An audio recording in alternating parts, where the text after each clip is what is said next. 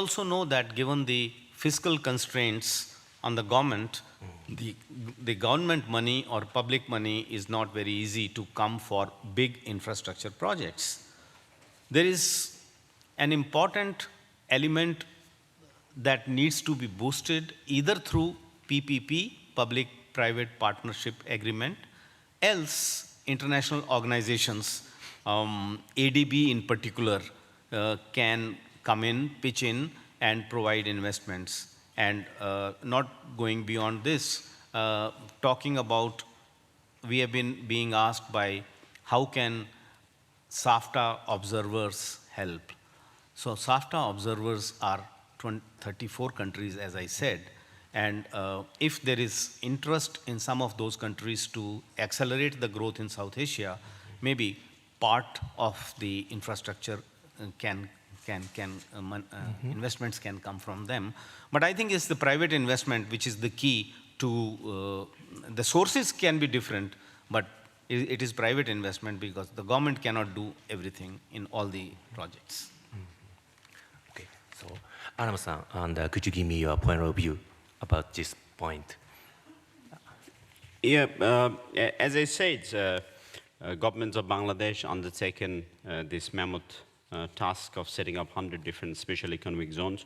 But if we consider South Asia as one unit, obviously we have undertaken recent hydropower projects where Bangladesh, it's a Bangladesh-led initiative with Nepal and Bhutan, two different projects, India being the common partner that we have approached. And we have already received consent from the government of India to set up a power plant in Bhutan. And during the last SAARC summit in Kathmandu, even though the aspirations were that we'll be able to achieve a few other milestones, but one agreement that we thought we'll be achieving and we'll be signing off was common grid of South Asian countries. But that didn't went through. But in the sub-regional level, Bangladesh and India, we have fantastic cooperation in terms of grid sharing. So we are going to add Bhutan and Nepal under two different companies as joint owner and co-owner. But alongside that, we are building roads and bridges across the border. And here I would like to take this opportunity to mention, as in the beginning I said, that South Asia sits in the middle of Central Asia and Southeast Asia. We are building rail line as we speak, expected to finish by end of next year. That will take us to the border of Myanmar. And we will have the southern tip of Myanmar. And if we can convince together and work closely with the government of Myanmar, if they build that railway line there, we'll be able to connect ourselves with Thailand and beyond. So that means we'll be connected with ASEAN. And the same story goes for roads. We are building a road, a 4-lane road up to the border of Myanmar in the district called Teknaf and Cox's Bazar on the Bay of Bengal. And we also have a proposal that we have given to the government of Myanmar. They are exploring gas and oil in the sea, offshore drilling. And we are short of natural gas at the moment, even though we do have natural gas resources to supply and keep those industries up and running in Chittagong and in Dhaka. We plan to import gas from those, natural gas from those countries. We're already importing electricity from India, from 3 different locations. So these are some of the common infrastructures that we are building. And we have also agreed with the government of India to allow the land of Bangladesh to be used for line overhead, electrical line, to transport electricity from mainland India, if I can use that word, to northeast part of India, which is of a challenge for the government of India. So they are planning to build transportation line through Bangladesh. So these are the level of cooperation that we have. I mean, while I'm on that subject, very quickly, we have recently, I say recent, but about 2 years ago, we have allowed Bhutanese product, most of the Bhutanese product. Bhutan is good in vegetable and fruits. And you know, it's a landlocked country as well as Nepal. So we have allowed Bhutanese product to be duty-free when we import into Bangladesh. We don't charge any duty. And we have received similar support from the government of India as well, even though we haven't managed to reap the full potential and reap the benefit of it, but it's a work in progress. Thank you, Aram-san. Okay, so next question, topic will be challenges. Yes, and as we know, and South Asian countries region has a huge opportunity. On the other hand, still has some challenges and risks. So first of all, and that make about the question about regional trade. So the total volume of regional trade in South Asia is only 5% of total volume, and only 1% of GDP. It is quite smaller than the ASEAN. It has around 25%, and the European Union. So of course, some experts already pointed out that there are some reasons, background, NTBs, trade facilitation, and also then the trade cost itself is very expensive, very high. So how are you going to tackle with the issue? Chada-san, please. Thank you. This is somewhat not easy question to answer, because as I said, the South Asia Free Trade Agreement has been signed, but I agree with you that there are so many ifs and buts there, and the experiment that I showed was only the surface experiment. In trade economics, this is called shallow agreement, where you only remove the trade barriers on the border. But there is a lot to do with non-tariff measures. There is a lot to do with non-tariff barriers, which are very, very much hidden in any other country's bilaterals also, but more so as far as South Asia is concerned. Here is the suggestion that the countries have to, somebody yesterday also was speaking from Mongolia, that talk and resolve. So it is good to talk to each other more and more and try to see to it. I think when the chambers of commerce, I am a bit surprised that the chambers of commerce have been making huge effort, particularly South Asia Chamber of Commerce and Industry, FICCI in India, Federation of Indian Chamber of Commerce and Industry, that there are huge gains to have trade open with Pakistan, trade even more open with Bangladesh than it already exists, and give great opportunities to Sri Lanka. We already have an agreement. So great opportunities exist with helping Bhutan and Nepal on various things. So a lot more discussion, a lot more opening up, issues that need to be discussed are yet on the table. Therefore, I tried to show this experiment, but I think it has to come through peaceful dialogue across the countries. There is no other easy recipe that. And yeah, one thing I might mention. I talked about Akamatsu Sen. I'm very great fan of one of the economists, Japanese economists, which many of the Japanese may not be knowing. And I am a great fan of Akamatsu Sen because he is the pioneer in 1930s who could think light years ahead. Nobody knew about the global value chains. So the global value chains, global supply chains are all in a way extension and annexure to what he did, what he said.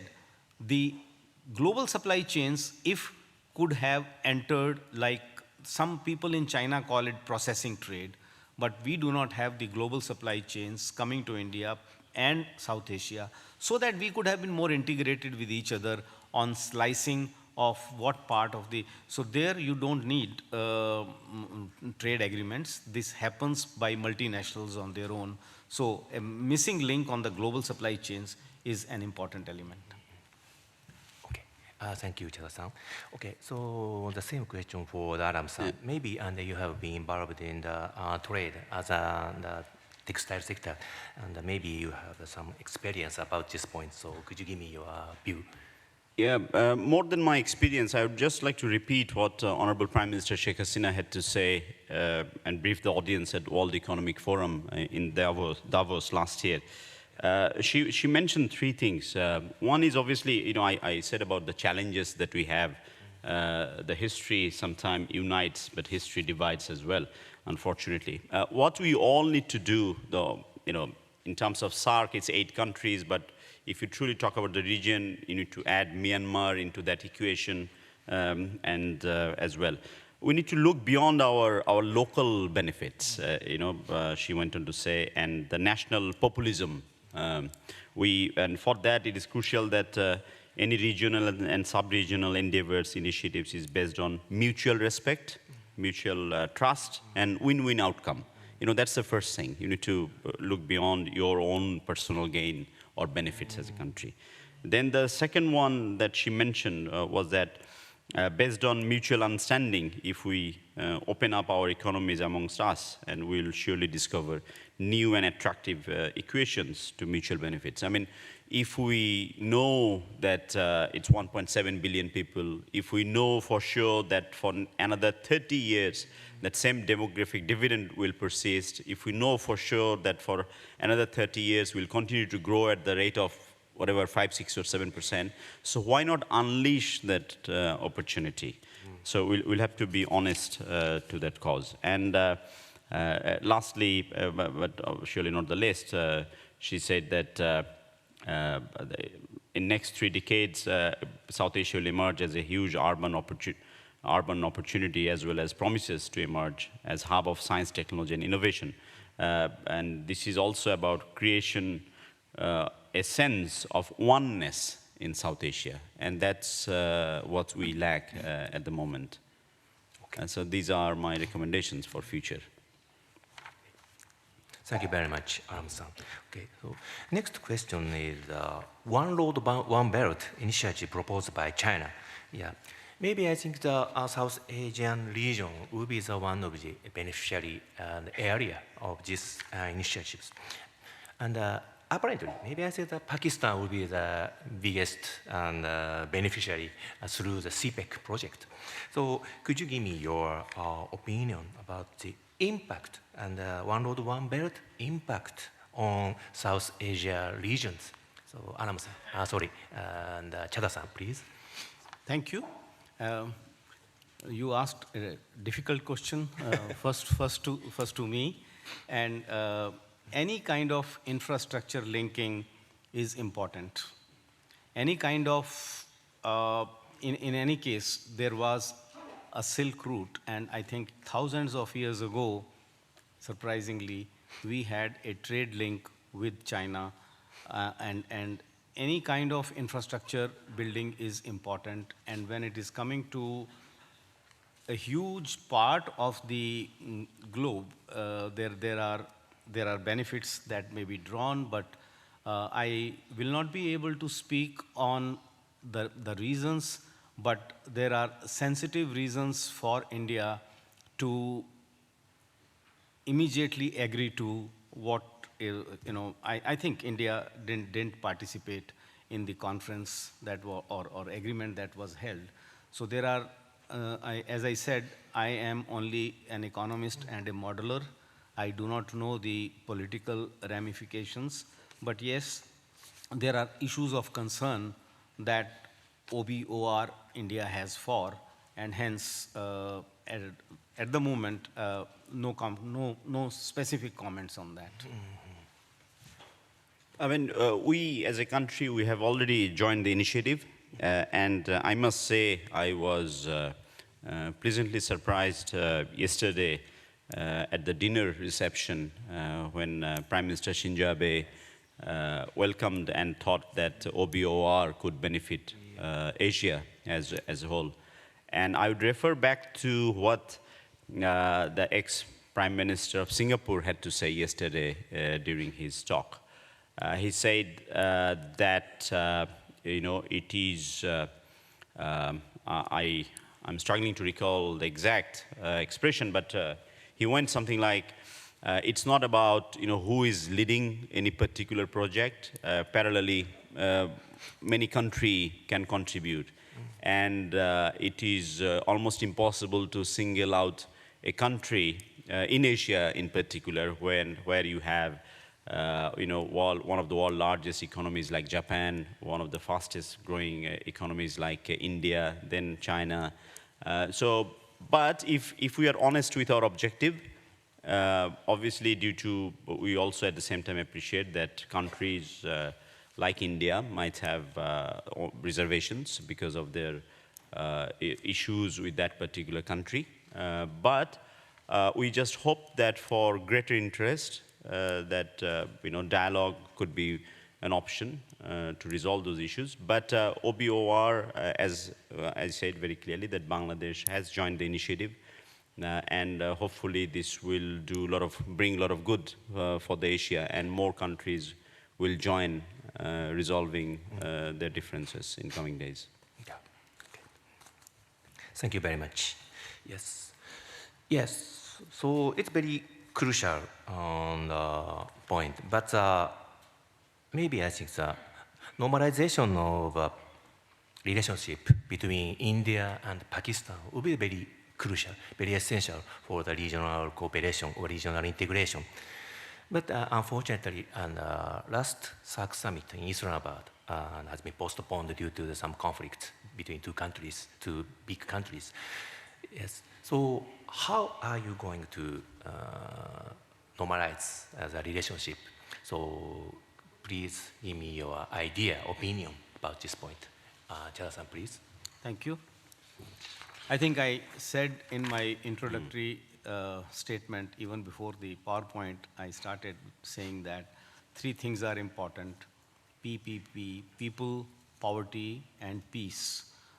These are the 3 Ps. If we can resolve the 3 Ps, growth and prosperity and intra-regional trade, would progress a lot. So if there is lack of peace for whatever reasons, the tensions get created, and hence the normalization does not happen. I'm not commenting, as I said, not being a political leader, not being, I don't want to cross my own boundary of economics. What I'm saying is that economic relationships are important, and what better than your own neighbors? You should have good neighbors, and it is not as if there are 3 countries. They used to be just one country, and therefore I think it is very important to have a dialogue, and as I said, talk. And if there is peace, there is prosperity. If there are less guns, there is more butter. That is what the basic economics textbook tells us. So I think the 3 are correlated: peace, prosperity,